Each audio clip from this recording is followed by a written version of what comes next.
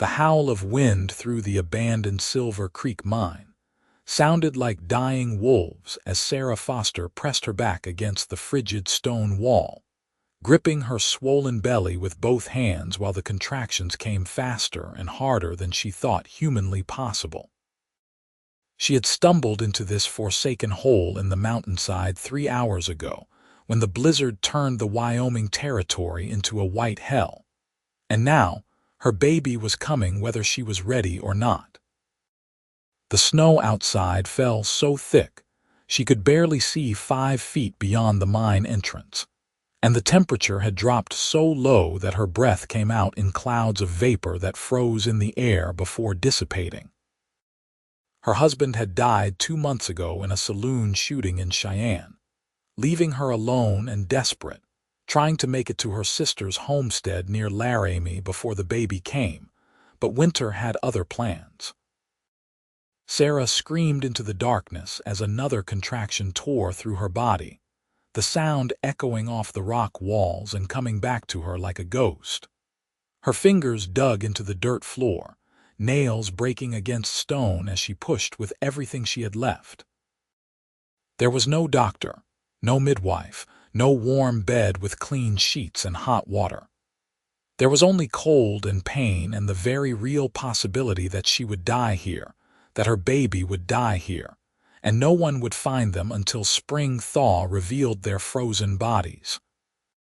The thought made her sob even as she pushed again, her body doing what bodies had done since the beginning of time, regardless of circumstance or safety or comfort.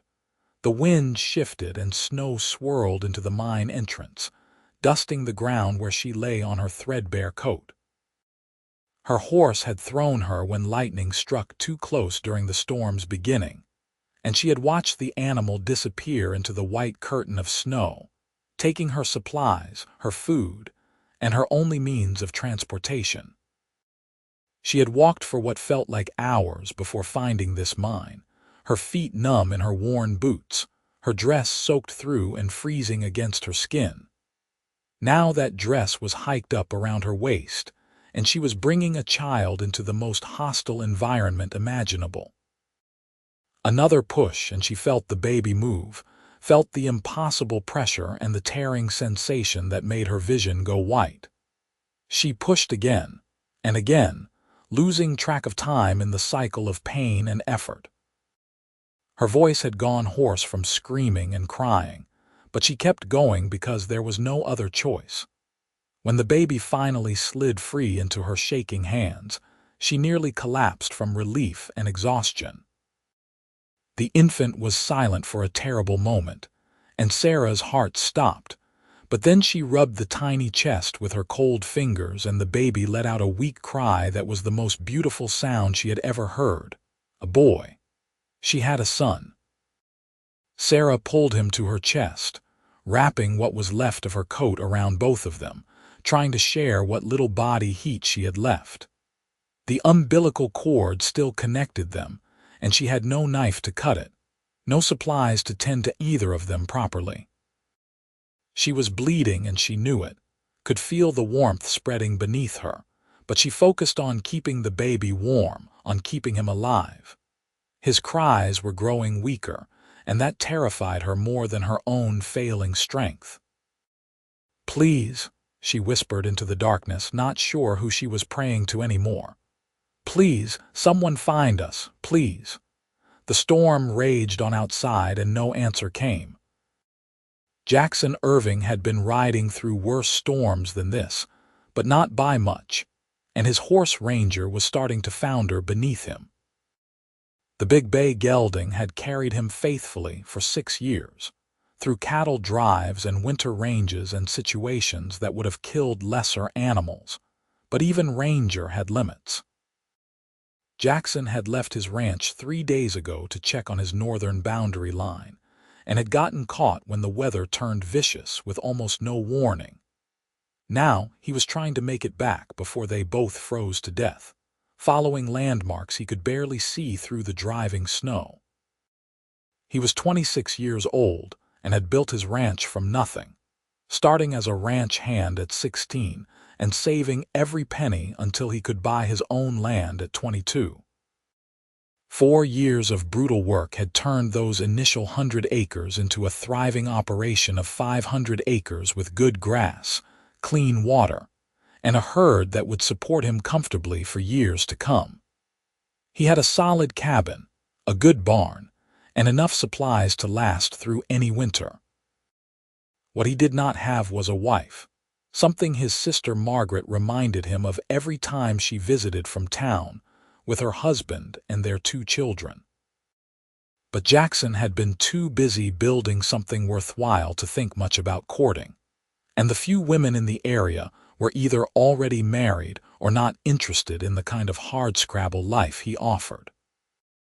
He had made peace with the possibility of remaining alone, figuring maybe he would meet someone eventually or maybe he would not, and either way he would survive. He had always survived. The snow was coming down so hard now that he could not see Ranger's ears, and Jackson knew they had to find shelter soon or they would not make it. He squinted through the white curtain, trying to orient himself, and realized they were near the old Silver Creek mine that had been abandoned 5 years ago when the silver vein ran out. It was not much, but it would be out of the wind, and right now that meant the difference between life and death. He turned Ranger's head toward where he thought the mine should be, trusting the horse's instincts more than his own half-frozen judgment. When the dark mouth of the mine finally appeared through the snow, Jackson nearly wept with relief. He dismounted stiffly, his legs barely holding him, and led Ranger toward the entrance. The horse balked suddenly, ears pinned back, and Jackson heard it then, a sound that should not exist in this abandoned place. A baby crying, weak and thin, but unmistakable. Jackson's heart lurched and he pulled his rifle from the saddle scabbard, not sure what he was walking into, but knowing it could not be anything good. He moved into the mine entrance, letting his eyes adjust to the dimness after the blinding white of the storm. Ranger followed reluctantly, snorting at the unfamiliar smells. "Hello," Jackson called out, his voice rough from the cold. "Anyone here?" The baby's crying stuttered, and a woman's voice answered, barely above a whisper. "Help us, please." Jackson moved deeper into the mine, and then he saw her, a figure huddled against the far wall, something small clutched to her chest. He holstered his rifle and dropped to his knees beside her, and the scene before him hit like a physical blow. The woman was deathly pale, her lips blue with cold, lying in a pool of what looked like far too much blood. The baby in her arms had stopped crying and was making weak mewling sounds, wrapped in scraps of fabric that would not keep a cat warm, let alone a newborn. "Oh God," Jackson breathed. "When did you deliver?" "Do not know," the woman whispered. "Hour maybe, maybe more. Please take him. Please save my baby." "I am going to save both of you," Jackson said firmly, though he had no idea if that was true. He shrugged out of his heavy sheepskin coat and wrapped it around the woman and child together, then looked around desperately for something to help with the bleeding. He had basic supplies in his saddlebags, meant for treating injured cattle or horses, but it would have to do. He ran back to Ranger and grabbed everything he had, some clean rags, a bottle of whiskey, a length of rope, and a canteen of water that had not frozen yet. The woman had closed her eyes by the time he got back, and Jackson's heart hammered in his chest. "Hey, stay with me. What is your name?" Her eyes fluttered open. "Sarah Foster." "I am Jackson Irving. Sarah, I need to check your bleeding. I have to help you before we can move." She nodded weakly, and Jackson tried not to think about the impropriety of what he was doing as he assessed the situation. He had helped deliver countless calves and foals, had dealt with afterbirth and complications, but this was different in every way that mattered. Still, blood was blood and the principles were the same. He cleaned his hands with whiskey, and then used the rope to tie off the umbilical cord in 2 places before cutting it with his knife that he sterilized in the whiskey. The baby barely reacted. Jackson worked as quickly as his frozen fingers would allow, packing clean rags to stop the worst of the bleeding and praying he was doing more good than harm.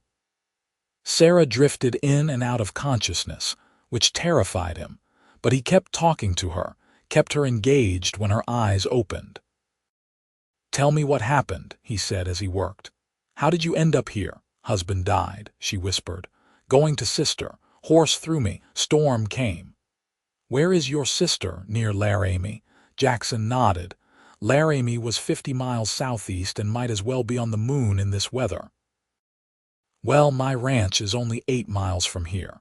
I am going to get you both there, and we are going to get you warm and fed and healed. But I need you to stay awake for me, Sarah. Can you do that?" "Tired." "I know, but fight it anyway." He finished his rough field treatment and then faced the next problem. He could not make her walk, and she could not ride alone in her condition. The baby needed to stay against skin for warmth, or he would be dead within the hour. Jackson's mind raced through options and discarded them one by one until he was left with the only solution that might work, even though it was going to be pure hell for all of them. "Sarah, I am going to put you on my horse, and I am going to ride behind you, holding you up. The baby needs to stay inside your dress against your skin. I am going to wrap us all together in my coat and a blanket. We are going to move slow because of the snow, and it is going to hurt. Do you understand?" "Yes," she breathed. Jackson lifted her as gently as he could, and she still cried out in pain. The baby made a weak sound but did not truly cry, which worried Jackson more than if he had been screaming. He got Sarah positioned in the saddle and then mounted behind her, pulling her back against his chest and wrapping one arm around her waist to hold her secure. The baby was a small bundle between them. Jackson pulled his coat closed around all 3 of them as best he could, then added the saddle blanket over that and used rope to tie it all in place. It was not much protection, but it was all they had. "Ranger, get us home," Jackson said, and gave the horse his head. The journey was a nightmare. The wind tore at them from every direction, and the snow kept falling until Jackson wondered if it would ever stop. He could not feel his feet in the stirrups, and his hands were locked in place around Sarah's waist, so frozen he was not sure he could let go even if he wanted to. Sarah drifted between consciousness and delirium, sometimes talking to people who were not there, sometimes begging him not to let her baby die. The baby himself was ominously quiet, and Jackson pressed his hand against the small bundle periodically just to make sure he still felt breathing. Time lost meaning. They could have been riding for 1 hour or 10. Jackson focused on staying in the saddle and keeping Sarah upright and following Ranger's instincts because his own sense of direction was completely gone. He started to think maybe they would just ride forever through this frozen white hell, that this was his punishment for some sin he did not remember committing, when he saw the dark shape of his barn appear through the storm like a miracle. "There," he said into Sarah's ear. "We made it. Stay with me just a little longer." He rode Ranger right up to the barn door and somehow managed to dismount without dropping Sarah or the baby. His legs buckled and he fell to his knees in the snow, still holding them both, then forced himself back up through sheer stubbornness. He got the barn door open and led Ranger inside, then secured the horse in a stall with food and water before turning his attention back to Sarah and the baby. The cabin was 30 feet from the barn, and Jackson made the trip carrying Sarah while she clutched the baby, his body on autopilot now. He kicked open the cabin door and brought them into the blessed shelter of the single large room he called home. The fire in the hearth had died down to coals, but the cabin still held some warmth, enough that he could feel his face starting to burn with the temperature change. Jackson laid Sarah on his bed, the only real piece of furniture he owned besides a table and 2 chairs, and immediately set about building up the fire. His hands shook so badly he could barely strike the match, but he got the kindling lit and added larger pieces until flames were crackling and throwing heat into the room. Only then did he turn back to assess his patients. Sarah's eyes were closed and her breathing was shallow. The baby was not making any sound at all. Jackson's heart sank, but he refused to give up. He heated water and found clean cloths, then carefully cleaned Sarah up and got her out of her wet, ruined dress. He found one of his own shirts to put on her, ridiculously large but warm and dry. Then he turned his attention to the baby. The infant was blue-tinged and cold to the touch, and Jackson thought he was too late, but then he saw the tiny chest rise and fall with a breath. He had read once that newborn animals needed to be kept warm above all else, needed body heat to regulate their own temperature. He stripped off his own wet shirt and pulled the baby against his bare chest, then wrapped a blanket around both of them and sat in his chair near the fire. "Come on, little one," Jackson murmured. "You fought this hard to get here. Do not quit now." He sat there for over an hour, feeding the fire with one hand while keeping the baby tucked against his skin, and slowly, impossibly, color started to return to the tiny face. The baby's breathing grew stronger. Jackson felt tears prick his eyes and blinked them away roughly, talking nonsense to the child just to hear a voice in the cabin. "You are going to be fine. Your mama is going to be fine. You are both going to stay right here until you are strong enough to figure out what comes next. I've got plenty of food and this cabin is solid and the storm will blow itself out eventually. Everything is going to be all right." He was not sure he believed it, but he said it anyway. Sarah woke to warmth and confusion, not sure where she was or how she had gotten there. The last clear memory she had was the mine, the cold, the certainty that she was going to die. But she was warm now, lying on something soft, and she could hear the crackle of a fire. Her body ached in ways she had never experienced before, a deep bone weariness and soreness that made her want to whimper, but she was alive. "Baby," she croaked, her throat raw. "My baby. He is right here." A man's voice, deep and gentle. "He is fine. You are both fine." Sarah forced her eyes open and saw a stranger sitting in a chair by the fire, shirtless with a blanket wrapped around his torso. It took her a moment to realize the bundle against his chest was her son. Memory came flooding back, the cowboy who had found them, who had ridden through the storm to bring them somewhere safe. Jackson, his name was Jackson. "Let me see him," Sarah said, trying to sit up and gasping at the pain. "Easy," Jackson said, rising and bringing the baby to her. "You lost a lot of blood. You need to take it slow." He laid the baby in her arms and Sarah felt tears slide down her face as she looked at her son's face for the first time in actual light. He was beautiful, with a shock of dark hair and features that would probably look like his father when he grew. The baby's eyes opened and regarded her with that unfocused newborn gaze, and Sarah fell in love so hard and fast it hurt worse than the delivery. "Hey, sweet boy," she whispered. "We made it. We are alive." "He needs to eat," Jackson said, standing awkwardly by the bed. "I do not know much about babies, but I know that much. Do you think you can feed him?" Sarah nodded, suddenly aware that she was wearing a man's shirt and nothing else in a strange man's bed. But Jackson turned away to give her privacy, busying himself at the stove, and she managed to get the baby latched on after a few tries. The sensation was strange but not unpleasant, and the relief of knowing she could provide for her child was overwhelming. "Thank you," Sarah said quietly. "You saved our lives." "Anyone would have done the same," Jackson replied, still with his back turned. "No," Sarah said firmly.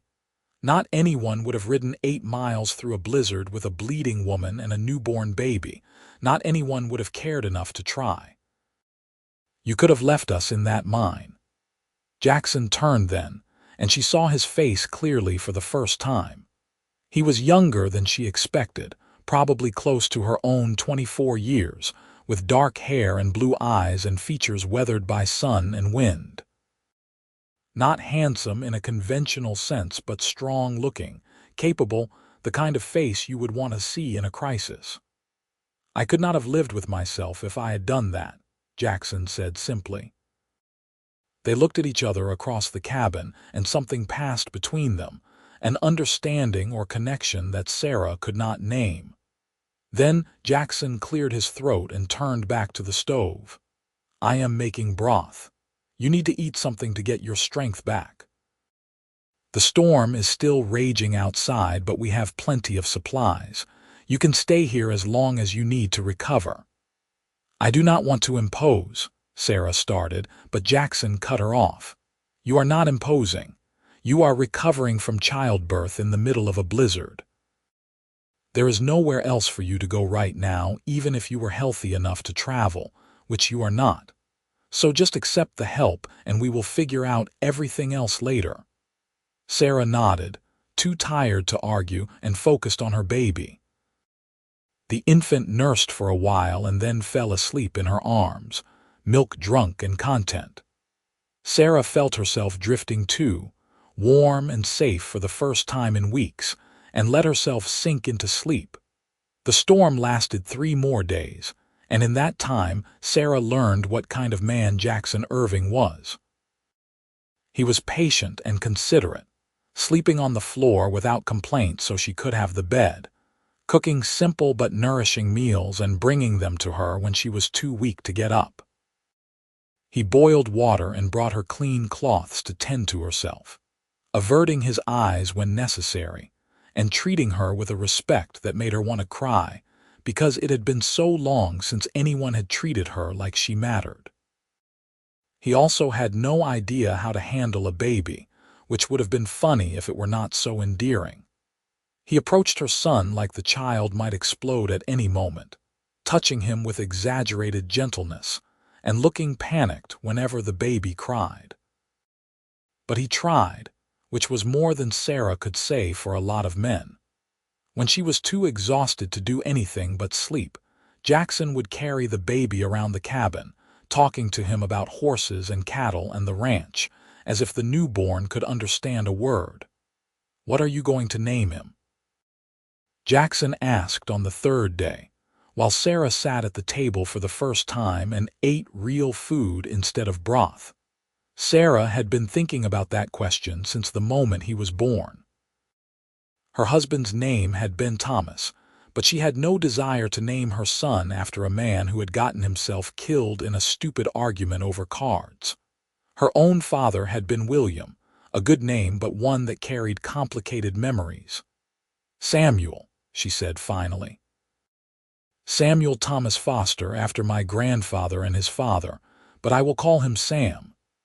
"Sam," Jackson repeated, looking at the baby sleeping in a wooden crate near the fire, padded with blankets to make a rough cradle. "I like it. It is a strong name." "He is going to need to be strong," Sarah said quietly, "growing up without a father." Jackson looked at her for a long moment. "What happened to your husband, if you do not mind me asking?" So Sarah told him. About Thomas Foster, the charming ranch hand she had met when she was 21 and married after a whirlwind courtship of 3 months. About how he had seemed wonderful at first but slowly revealed himself to be reckless with money, quick to anger, and too fond of whiskey. About how he had dragged them from town to town across Wyoming territory, chasing jobs that never lasted because he could not keep his temper in check. About how he had finally gotten into an argument with another card player in a Cheyenne saloon and been shot dead 2 months ago, leaving her alone and pregnant and nearly penniless. "My sister Martha married a homesteader near Laramie," Sarah finished. "She wrote and said I could come stay with them, help with their children in exchange for room and board until I could figure out what to do after the baby came. I spent the last of my money on a horse and supplies and set out 3 weeks ago, thinking I had time before the baby came. Obviously, I was wrong. You could not have known the storm would hit, Jackson said. I should have been more careful. I should have stopped in a town and waited. But I was so desperate to get to Martha, to not be alone anymore, that I pushed too hard. Sarah looked down at her hands, feeling the weight of her mistakes. I almost got my baby killed. But you did not, Jackson said firmly. Sam is alive and healthy, and so are you. That is what matters. Sarah wanted to believe him, but the fear and guilt were still too close to the surface. She had made so many wrong choices in the past few years. How could she trust herself to make better ones now? The next morning, Sarah woke to sunlight streaming through the cabin's single window, bright and almost painful after days of gray storm light. She sat up carefully, still sore but feeling stronger, and saw Jackson already awake and dressed, looking out the window. "Storm is over," he said when he noticed she was awake. "Finally." "How much snow?" Sarah asked. 3 feet at least, maybe more in drifts. It is going to take a while to melt, which meant she would be staying here longer, dependent on Jackson's charity. Sarah felt her stomach twist with anxiety. She had nothing to offer in return for his kindness, no money to pay him, no way to repay this debt. And she could not get to Martha's homestead, not with a newborn and no horse and no supplies. As if reading her thoughts, Jackson turned from the window. "I have been thinking. The nearest town is Jefferson, about 20 miles south. Once the roads are passable, I can take you there, help you get supplies and figure out your next move. There is a boarding house run by a woman named Mrs. Chen, very respectable. You could stay there while you recover fully." It was a kind offer and a logical plan, but Sarah felt something sink in her chest at the thought of leaving this cabin, of leaving Jackson. Which was ridiculous because she barely knew the man. He had saved her life, but that did not mean anything beyond basic human decency. She was a widow with a newborn baby and no prospects. He was a rancher with his whole life ahead of him. There was no world in which those two realities intersected beyond this brief crisis. "Thank you," Sarah said quietly. "I appreciate everything you have done for us." "It is not hardship," Jackson said, and there was something in his voice that made Sarah look up and meet his eyes. He looked away first, clearing his throat. "I am going to go check on the stock, make sure everyone made it through the storm. Will you be all right alone for a while?" "Of course." Jackson pulled on his heavy coat and gloves and went out into the brilliant white world, and Sarah was left alone with her thoughts and her sleeping baby. She got up slowly and moved around the cabin, looking at the life Jackson had built here. It was a simple space but well maintained, everything in its place, the marks of a man who took pride in his work. There were a few books on a shelf, their spines worn with reading. A carved wooden horse on the mantel that looked handmade. A photograph in a frame showing a younger Jackson with a woman who had his eyes and smile, probably his sister. This was a good life, Sarah thought. A solid life built on hard work and honest values. The kind of life she had thought she was getting when she married Thomas, before she learned that charm was not the same as character. She had been so naive at 21, so ready to believe in romance and destiny and happily ever after. Now at 24, she knew better. Survival was what mattered. Taking care of her son was what mattered. Everything else was fantasy. But over the next week, as Sarah regained her strength and Sam grew more alert and healthy, she found herself watching Jackson and feeling things she had promised herself she would not feel again. The way he was so gentle with Sam even though he had no experience with babies. The way he listened when she talked, really listened, like her words mattered. The way he always made sure she ate before he did, that she was comfortable, that she had everything she needed. It was not grand gestures or flowery words. It was steady, reliable kindness, day after day, and Sarah found it more compelling than any of Thomas's dramatic declarations of love had ever been. One evening after supper, while Sarah was feeding Sam and Jackson was carving something from a piece of wood at the table, she asked, "Why do you not have a wife, if you do not mind me asking?" Jackson's knife stilled for a moment, then continued its steady work. "Never met anyone who wanted this life. Most women want to live in town, have neighbors and shops and society.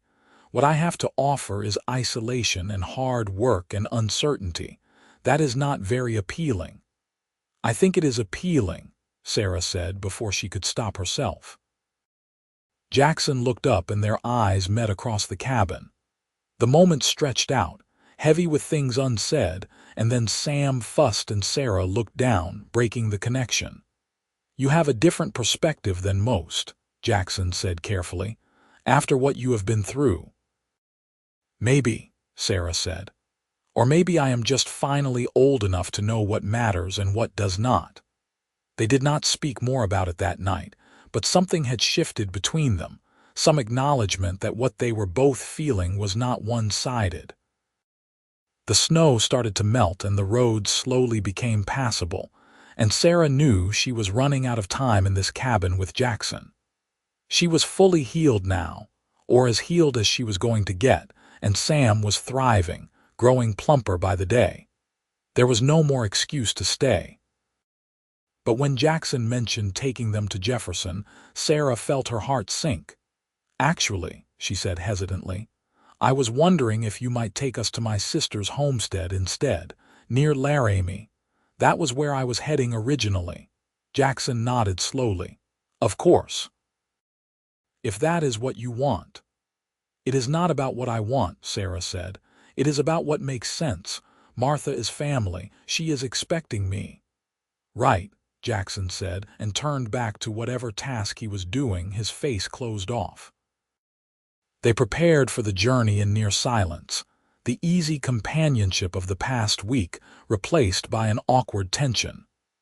Sarah told herself she was doing the right thing, the practical thing, but it felt wrong in a way she could not articulate. The night before they were set to leave, Sam would not stop crying. He had been fussy all day, and by evening Sarah was at her wits' end, walking him back and forth across the cabin and trying everything she could think of to soothe him. Jackson watched from the table with concern. "Is he sick?" Jackson asked. "I do not know. He does not have a fever. He ate normally. Maybe his stomach hurts." Jackson stood and came over to her. "Let me try." Sarah handed over the baby, so exhausted she could barely think straight, and Jackson held Sam against his shoulder, swaying gently and humming some tuneless melody. Within minutes, the baby's cries subsided to whimpers and then to silence as he fell asleep. "How did you do that?" Sarah asked, amazed. "No idea," Jackson admitted. "Sometimes horses respond to humming when they are nervous. Figured it was worth trying." He laid Sam carefully in his cradle and then turned back to Sarah, and the expression on his face made her breath catch. "I do not want you to go," Jackson said quietly. "I know I have no right to ask you to stay. I know we have only known each other for a week and you are recently widowed and I should not be saying any of this. But I cannot let you leave without you knowing how I feel." "Jackson," Sarah whispered. "I think I started falling for you when I saw you in that mine. So fierce and determined to save your baby even though you were dying yourself. And every day since then has just made it stronger.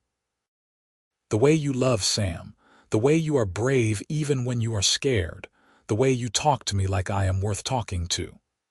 Sarah, I know your life has been hard and I know you probably think you cannot trust men anymore, and I do not blame you for that. But I am not your late husband.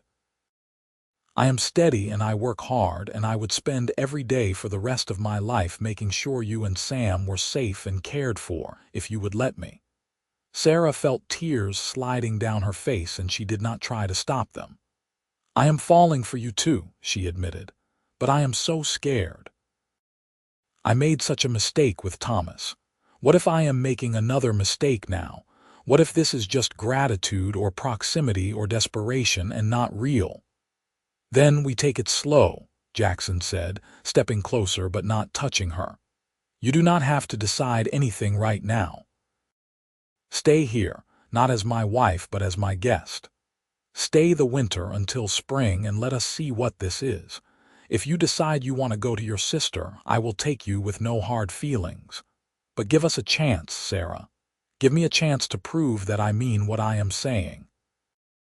Sarah looked at him, this good man who had saved her life and her son's life and asked for nothing in return, except the possibility of more time together. It was not the whirlwind romance she had fallen for at 21. It was something quieter and deeper and infinitely more real. "Okay," she said, "we will stay."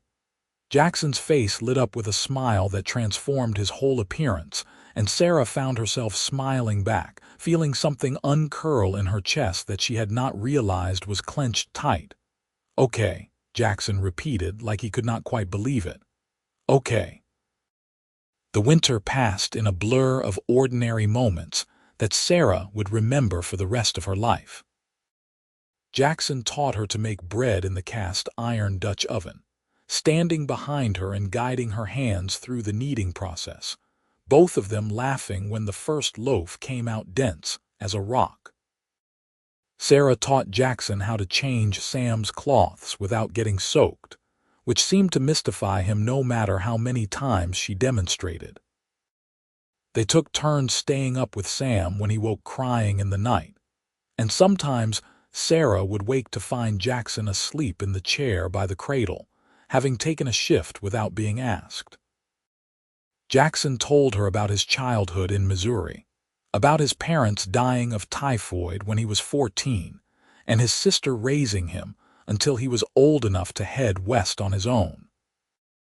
Sarah told him about growing up in Pennsylvania, about her father's blacksmith shop and her mother's garden, about losing them both to influenza when she was 19, and feeling so alone she had fallen for the first man who paid her attention. "I think we both know what loss is," Jackson said one evening as they sat by the fire after Sam had gone to sleep. "Maybe that is why this feels different. We are old enough to know what we are choosing." "I am choosing you," Sarah said quietly. "I think I have been choosing you since the moment you wrapped us in your coat and rode through the storm. I was just too scared to admit it." Jackson reached over and took her hand, lacing their fingers together, and Sarah felt the rightness of it settle into her bones. This was not wild passion that burned bright and fast. This was something built on trust and respect and genuine affection, and it would last because it had a foundation worth protecting.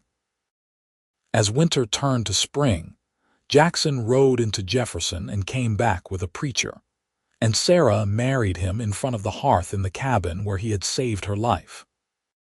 She wore a simple blue dress that had belonged to Jackson's mother, which his sister had kept all these years, and she carried wildflowers that grew along the creek.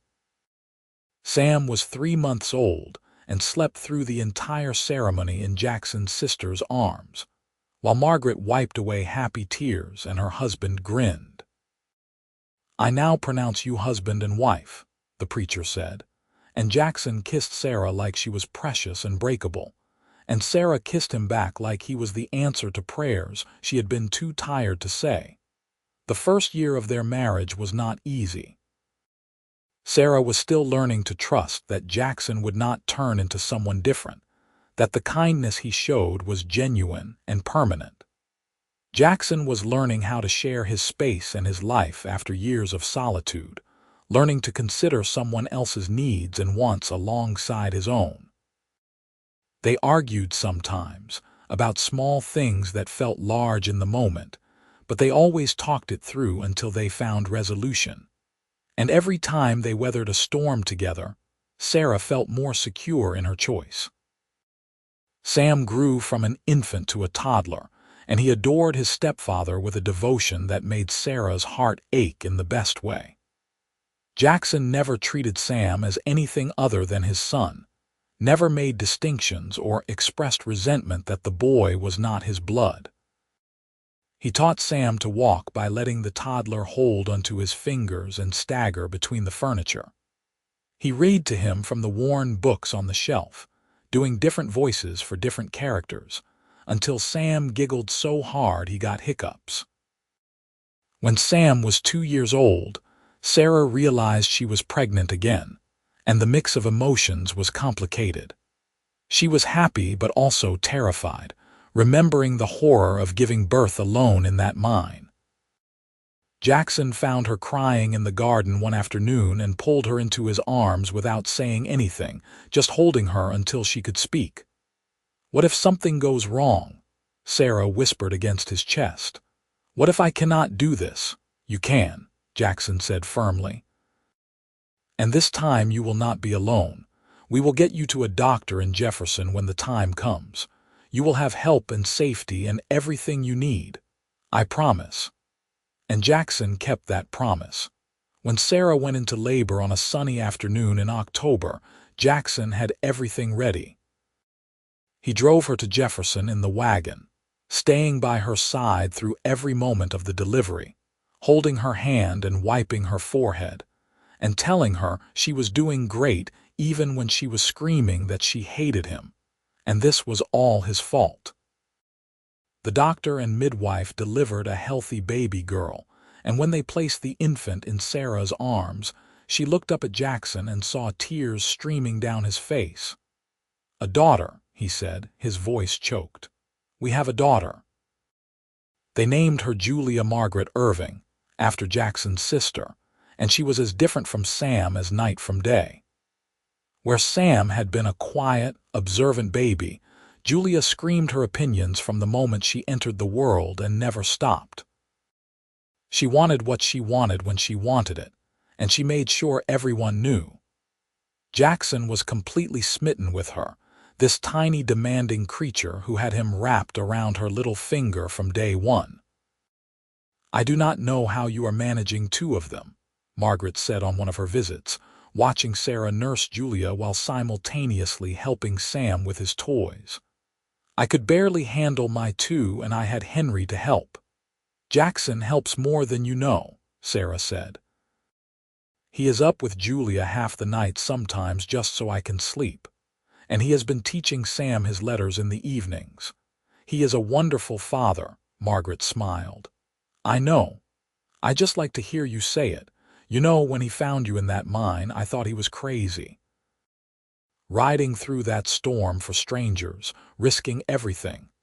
But now I understand. He knew somehow even then that you were meant to be his family."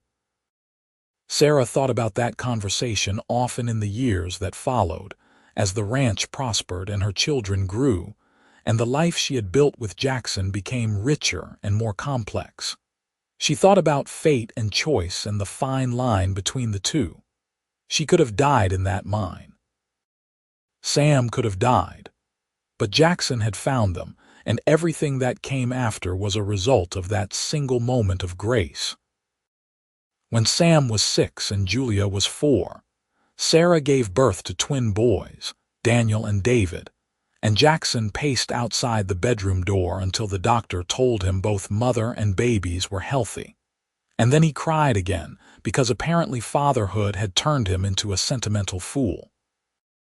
The twins were identical and mischievous, always getting into trouble and blaming each other, and they kept the household in a constant state of chaos.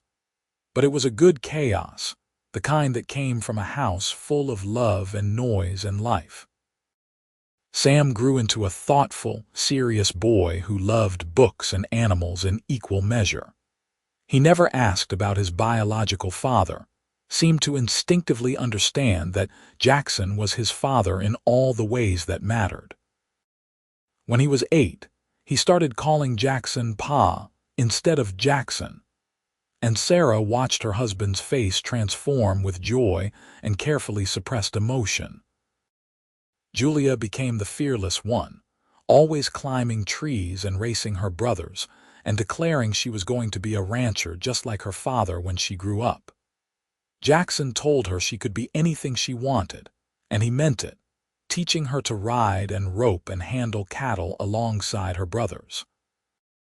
The twins were inseparable, finishing each other's sentences and communicating in a language only they understood, and they worshipped their older brother and sister with a devotion that was both sweet and occasionally annoying. The ranch expanded as Jackson's reputation for quality stock grew. He hired a few ranch hands to help with the work, good men who respected Sarah and treated the children kindly. The cabin was expanded into a proper house, with separate bedrooms and a large kitchen, and a front porch where Sarah could sit and watch the sunset after the children were in bed. It was not a fancy life by any means, but it was a good life, built on hard work and mutual respect and love that had been tested and proven true. On their 10th anniversary, Jackson gave Sarah a locket that contained a tiny photograph of all 6 of them together, taken by a traveling photographer who had passed through the previous summer. Sarah wore it every day, a reminder of how far they had come from that terrible night in the mine. "Do you ever think about what would have happened if you had not found us?" Sarah asked Jackson one night as they sat on the porch together, the children finally asleep and the ranch quiet around them. "Every day," Jackson said, "and then I thank God that I did." "I used to think I was unlucky," Sarah said, "losing my parents, marrying Thomas, being caught in that storm, but I was not unlucky. I was being led to where I needed to be, to you." Jackson pulled her close and kissed her temple. "We were led to each other. And I would ride through 1,000 storms to find you again if I had to." Years continued to pass in the rhythm of seasons and growth. Sam grew tall and strong, eventually taking on more responsibility on the ranch and proving himself as capable as any man twice his age.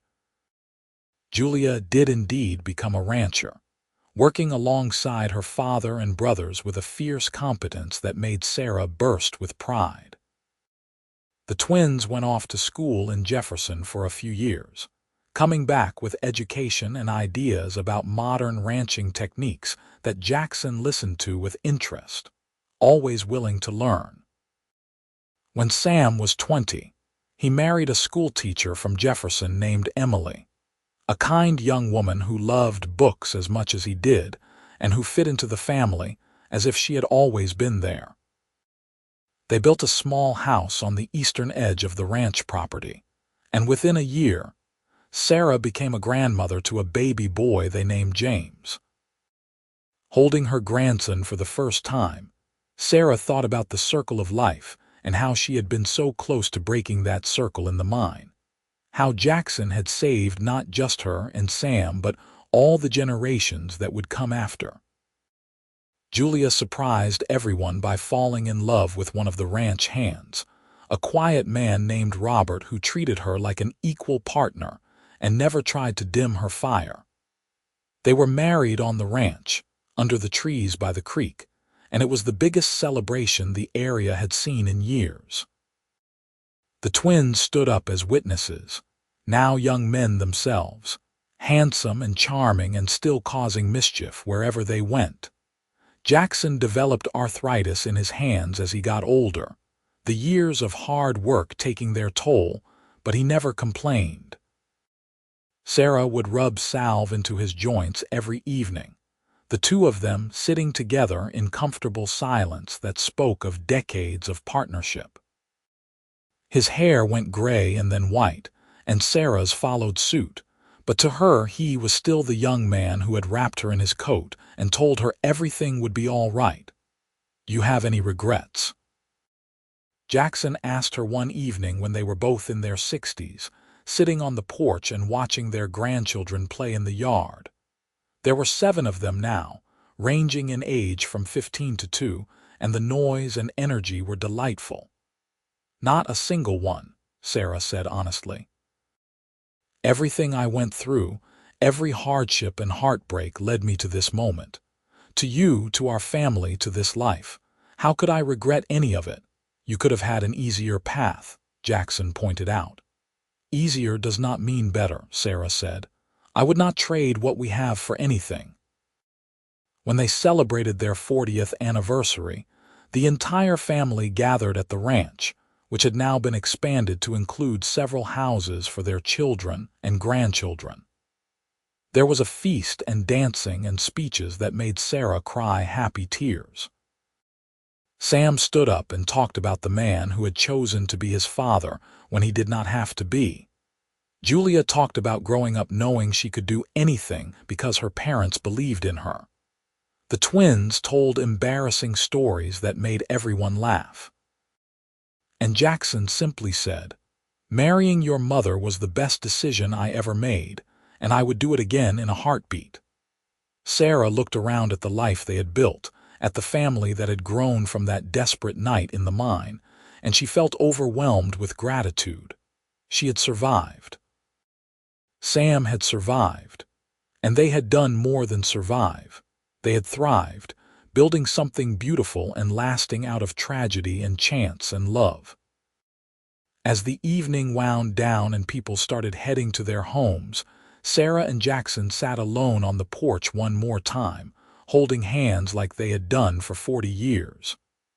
"I never told you thank you enough," Sarah said quietly, "for saving us, for loving us, for building this life with me."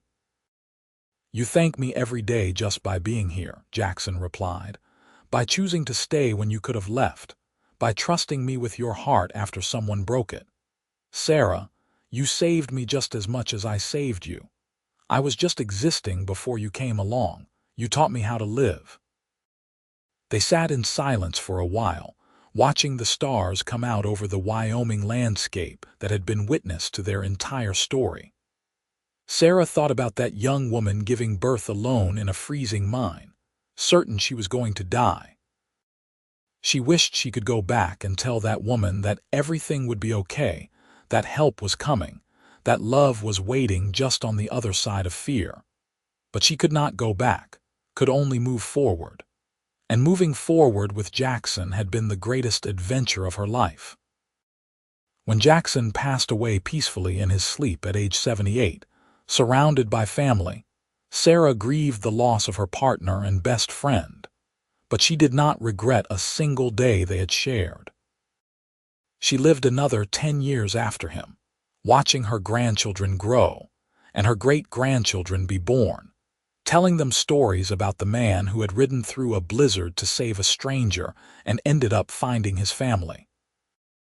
On her last day, with Sam holding one hand and Julia holding the other, Sarah closed her eyes and thought about that mine in the snow. She thought about Jackson's face appearing through the darkness, his voice telling her everything would be all right. She thought about 47 years of marriage, of love, of building something beautiful together. And she smiled because it had been all right. Everything had been more than all right. It had been perfect. Sarah Foster Irving was buried next to her husband on a hill overlooking the ranch they had built together. And their children and grandchildren and great-grandchildren stood at her graveside and told stories about the grandmother who had survived the impossible. About the love story that had started in the most desperate of circumstances and lasted a lifetime.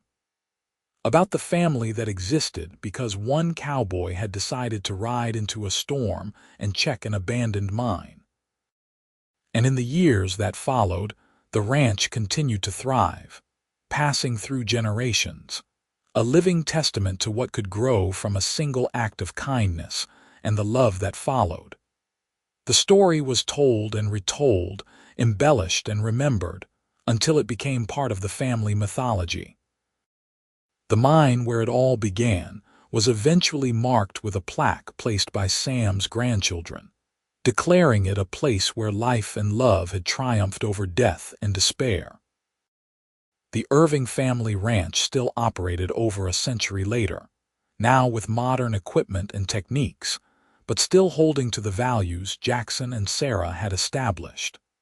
still believing in hard work and kindness and family and love that chose to show up even in the middle of a blizzard. Still remembering the woman who had given birth alone in the snow and the cowboy who had brought her home and loved her for the rest of their lives. It was a story worth remembering, a love worth celebrating, a life well lived. And on winter nights when the snow fell heavy and the wind howled through the Wyoming mountains, if you listened carefully, some said you could hear the echo of a baby's cry and a cowboy's voice promising that everything would be all right. Because it was. Everything had turned out all right.